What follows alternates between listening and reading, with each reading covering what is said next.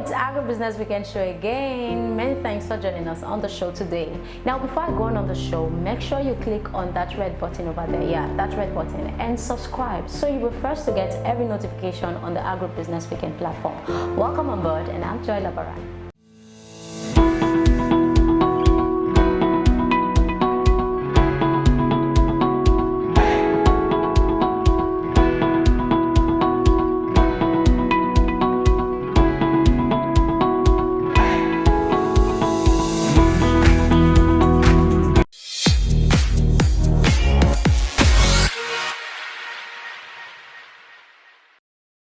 Welcome back.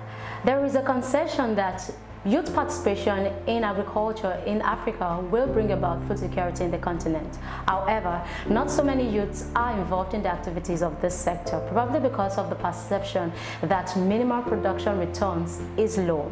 Today we will be looking at agriculture for the African youths across the value chain, and I have on set with me John Agboola. Thank you very much for being on set. Thank you, Joy. I'm good to have you. Thank you very much.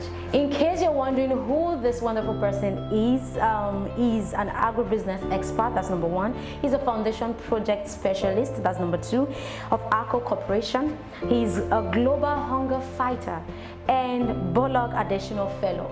Welcome. Thank you once again. Seriously, all these designations for one person, I must say you are a hero. I don't see myself as one.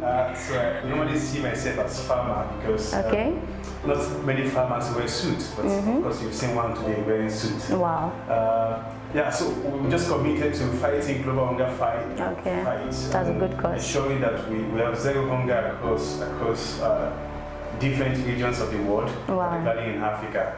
So that alone is a goal for me. So John, talking about the perception of agriculture, there are so many youths, most especially youths, that believe that agriculture are for the least educated, the peasants in the village, probably wear tattered clothes and go to farms. Now, what should be done to stop this perception? Because I believe that there are so many opportunities that agriculture as a sector has to offer, and youths are not really harnessing all the opportunities in this sector. What should be done about this? Yeah, thank you very much, Joe. That was a very lovely question. And I think one of the things that over the years that I've been experiencing is people asking that how can we have a change of mindset, shifting people from agriculture as a poor sector to a prosperity sector. So you see, there's a way we can do that, but I'll first of all start with a quote that came out from President Paul Kagame yesterday at the AGRF Future Summit in Kigali. So President Paul Kagame said that one of the plans is that they want to drive agriculture to prosperity, and one way to do it is to change the outlook of agriculture. So whereby they move away from old subsistence, rural farming, to modernize farming technologies and equipment that could support our food system. So that was a very strong message that aligned also with my thoughts, because if you look at the continent generally, less than 2% of graduates in agriculture or graduates in the continent works in agriculture. Less than 2%. So where are the 98%? Exactly, and so many persons really do not want to be associated with anything. No. Yeah, and more so, that's when you look at the informal sector, where are the people who are not educated but are in the rural villages and they have this opportunity to work in the agri space. So come back again to changing mindsets. So how do we do it? For instance, I like to quote these quotations that says, opportunity is nowhere.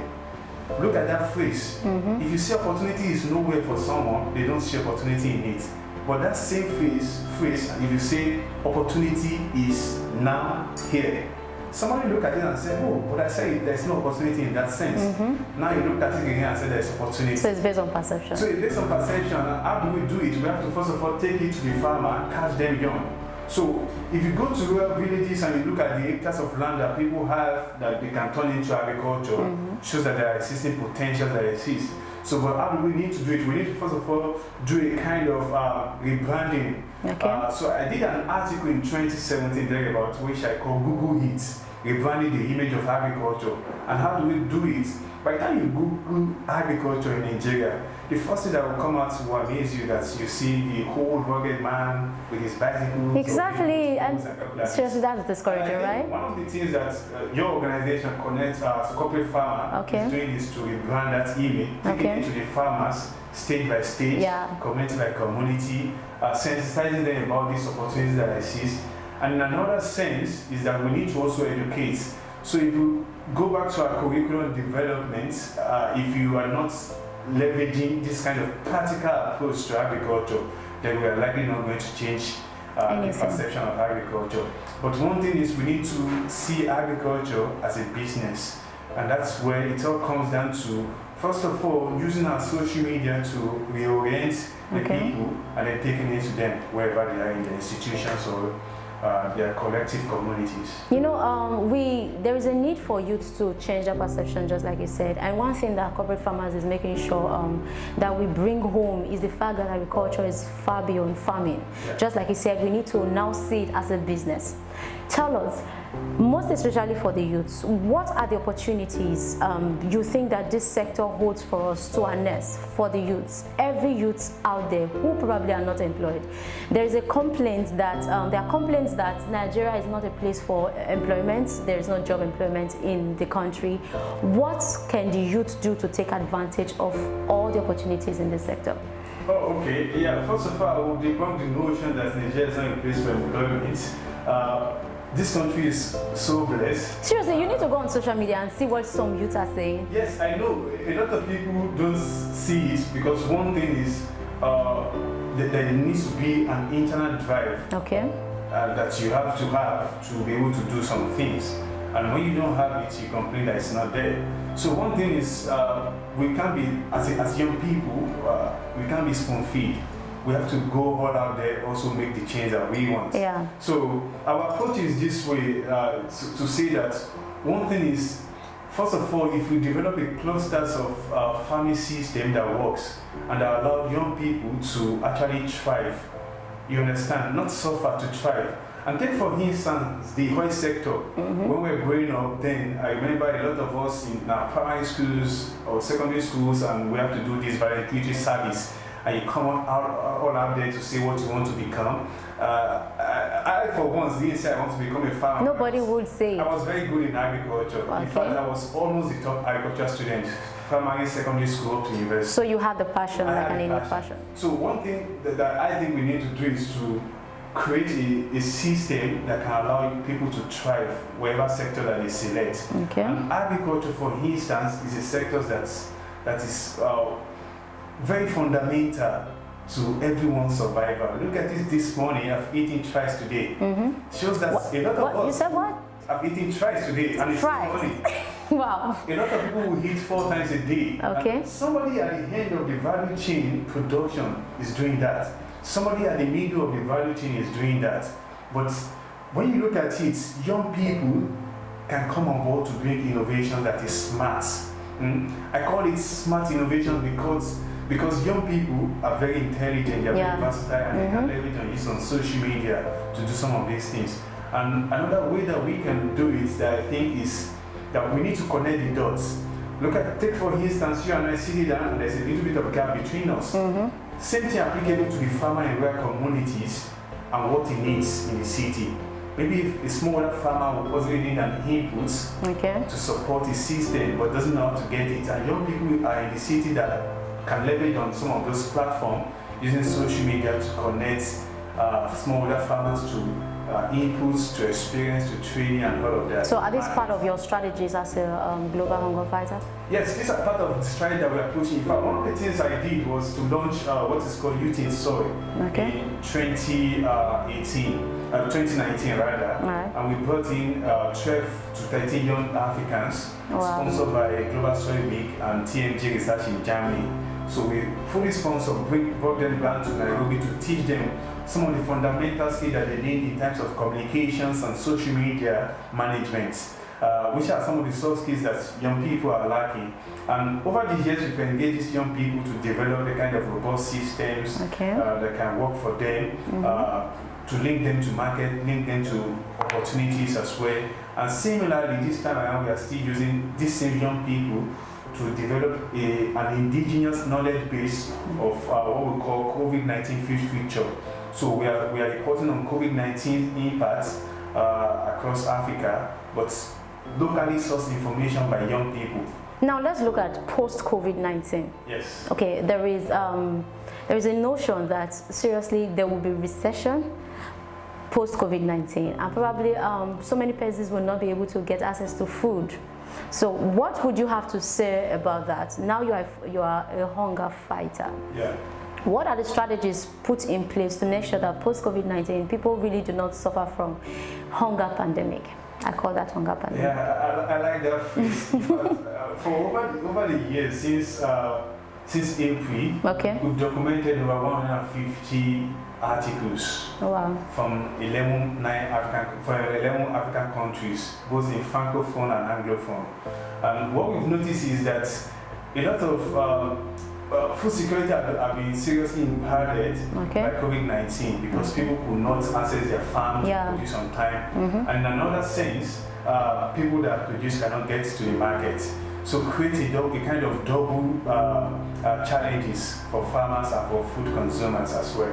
But some key things that have emerged is that post-COVID-19, innovations will continue to emerge in terms of innovations to create access to markets, access to inputs, and facilitate production efficiencies for farmers, which young people are really playing a role. I remember in Kenya, one of our youth in soy team documented the story of how people are using online digital marketplace called Kulima Young to market their agricultural produce as well. But in another scenario also, we looked at what was going to be a kind of norm post-COVID is that urban agriculture will take place, will become one of our go-to strategy to really ensure that we feed the future and we feed the cities. Amazing. Which AGRF is currently focusing on, and we feed the cities sustainably. So, and I've seen a video from corporate farmer that they did a kind of challenge where people have to do a kind of short home gardening in their urban cities, which is becoming the new trend to change the perspective. It shows that you don't have to own a big farm, but you can own a smaller portion of farmland. Right there in your home, you should be able to do something. Small bucket, and you're planting your vegetable, and every day you can go there and put water on it, and you know that shows that it gives you a sense of belonging that you're in agriculture. But the interesting thing is that post-COVID-19, a lot of people are going to focus more effort on nutritious and safe food consumption. So that shows that prices of organic food will go up. And then not many people will be able to avoid it. So to create a kind of indifferences between getting balance between organic food and locally driven food as well. So those are some of the things that I think will really change. Prices will still be a little bit high this year for most commodity, but due to rain season that we experienced in Nigeria for almost 1 or 2 months thereabouts. But it looks good that this time around we are having a lot of people take interest in agriculture. That shows that this is a sector that can work for everyone to thrive.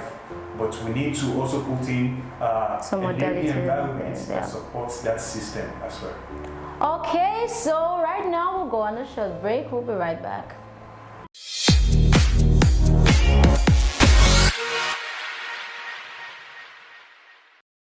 Hi, I'm Agboola. I'm a farmer. I'm here on the Agribusiness Weekend Show. Subscribe to the Weekend Show where you get all information required to be a farmer. Thanks.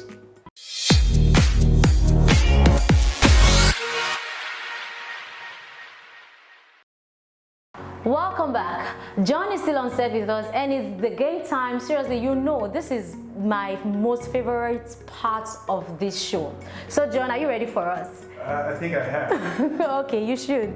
Now, this is how it goes. We have 10 questions on our list. So you have to answer 3 questions, but you're going to pick randomly. So you just pick a question and I give it to you and there we go. Yes, because I'm a farmer, I'll pick number 7. Number 7, why? Is it a... Okay, oh wow. That's what we call it because it's involved food. Okay. Number 7. Seriously, it involves food. Can you imagine? My question here is a food question. I told you I'm a farmer, I like food.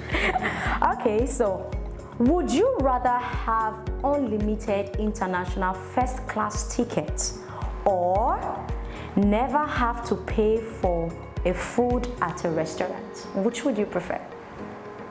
That's a very great question. Yeah, you are a farmer and you love food. One thing is to say that I don't want to pay for food will not actually add value to the end producers, which is the farmer. Okay. So the farmer produces food to sell, and whoever buys the food will sell into a finished product that I have to pay for.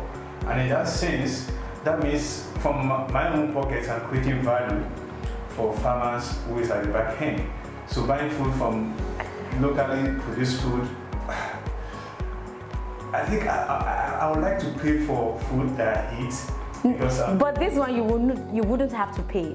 So it's either you choose a first class ticket or you don't have to pay for a food. So which would you prefer? That's how I don't know. Because the first class ticket looks good. Okay. So if it's going to result into going into countries to work with farmers or to work on agricultural projects, then I'll go for the first class. So you go for a first class ticket. ticket. I pay for food. Then you pay for food. He loves food. Okay, so let's go to your next question. I pick number 3. Number 3. Who is your business hero? There's no doubt about it. I told you about when you introduced me, you said Borlaug-Adeshina. Okay. So, Adeshina is my number 1 go-to person. Why the love? So he's when I was in university, before university, 2009, I mapped out a strategy to meet Dr. Agribusiness.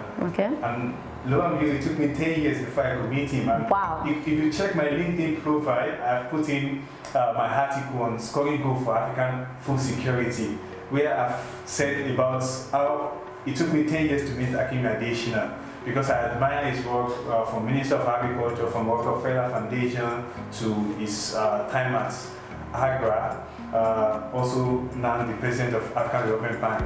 And then what we met in the US. How was it like? So it was a wonderful experience for me. I could imagine. And then bearing his name all along my lifetime as Borlaug-Adeshina Fellow shows that I'm meeting my hero and I'm also supporting the goal of fighting hunger across the globe. Adeshina, you are impacting lives, you're an inspiration. All right, so let's go to your next question, your last question for the day. Number 1. All right, so number 1. What is something you would always love to do as a child but never got to do it? If there's something I would love to do as a child, then it was to ride a bicycle. Why does everyone want to ride a bicycle, for crying out loud? What is in it? Because I tend to focus more on football. I love football. Okay. And then I never had the opportunity to, or my parents never had the opportunity to buy a bicycle for us. But of course, we always go to a nearby community to rent bicycle. Okay. For 20 naira back then, and then ride it. But if there's something that, if my mom comes back to life right now and asks me, son, what do you want? I say, mom, bicycle. Oh wow, you would need a bicycle by now. All right, that was amazing. Thank you very much for being on the weekend show today. And from us at Agribusiness Weekend, I and the team, we want to say we're giving you this package. Thank you for being on the Agribusiness Weekend show. Thank you very much. And we love you. So go in, check your package. Like I used to say, in that package, there is a house key. Yeah, so you can tell us thank you later. In that package, there's a car key. I hope there's mace. Oh my God. Oh, this man, he's a hunger fighter indeed. Thank you very much. Thank you very much one more time for being on the show. This is where we draw the curtain on today's episode of Agribusiness Weekend. Remember to follow us on all our social media platforms and subscribe to our YouTube channel so you'll be first to get every notifications on the Agribusiness Weekend platform. Till I come your way next time, as a youth, don't fold your hands doing nothing. Start exploring, and agriculture is that sector. Bye for now.